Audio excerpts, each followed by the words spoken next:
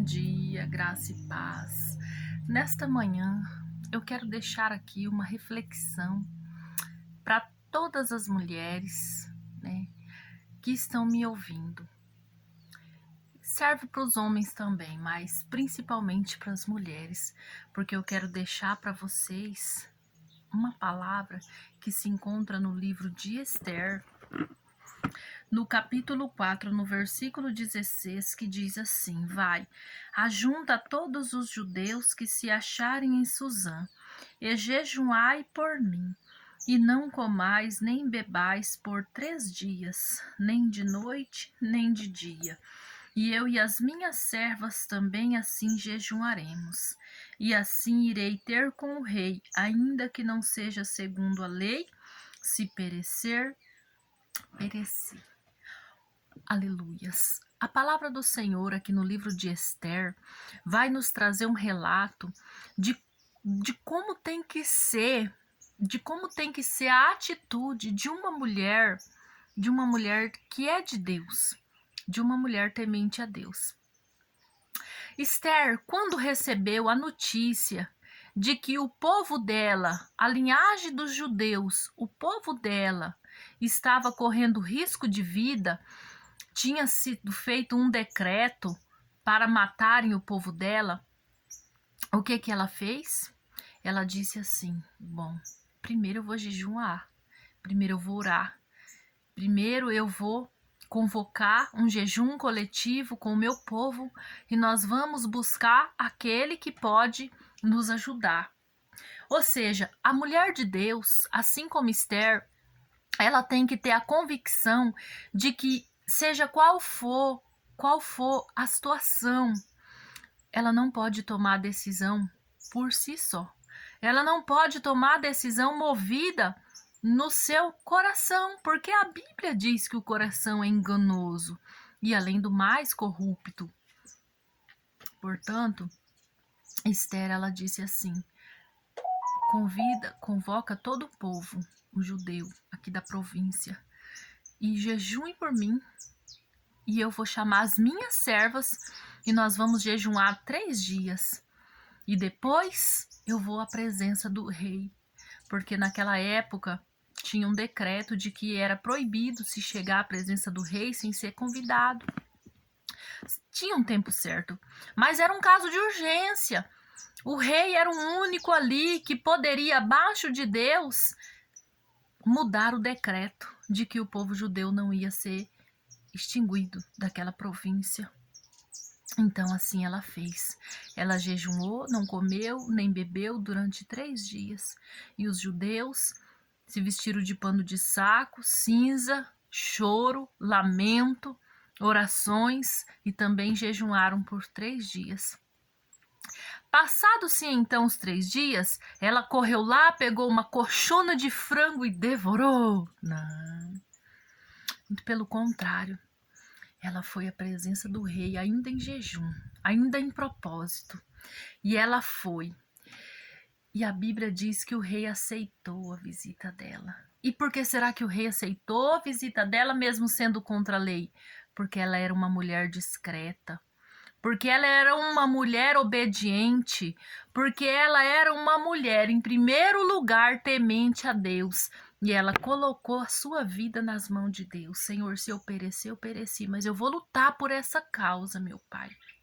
Ainda que perante os homens seja errado, ainda que perante a lei decretada pelo homem seja errado, mas eu confio no Senhor, Pai, que pode mudar o decreto, pode mudar a minha história, a história do meu povo, porque o Senhor escolheu, não foi homem que me escolheu. Ei, mulher, você não é escolhida pela mão do homem, você não é escolhida pelo dedo de um homem, você é escolhida por Deus. Ele te escolheu, ele te colocou na posição que você tá. Então, cuidado, muito cuidado para você não tomar decisões precipitadas. Vamos seguir o exemplo de Esther. A Bíblia diz que o rei estendeu o cetro de ouro, ou seja, aceitou aquela mulher, a esposa dele, a rainha Esther. O rei Assuero aceitou a visita dela e disse assim: o que você quer, minha rainha? Ainda que a metade do meu reino eu te darei. Olha o amor que Deus colocou no coração dele por ela. E ela disse: eu quero marcar um banquete e eu quero que você convide Amã, que era o segundo do rei e que desejava e que estava conspirando contra o povo judeu. Ou seja, ela já não chegou, de repente, já falou, rei, assim, chegou desesperada, chorando, gritando, porque isso é comportamento, me perdoe, de mulher que ainda não conheceu a Jesus, ainda não recebeu o Espírito de Deus. Porque se a mulher ela é cheia do Espírito Santo, seja qual for a decisão, ela não vai sair correndo, gritando, se descabelando, fazendo aquilo que está no coração dela, não. Primeiramente, ela vai fechar a porta do seu quarto, orar a Deus, ela vai abrir um propósito, vai abrir um jejum e ela vai fazer o que é certo, com toda calma e sabedoria.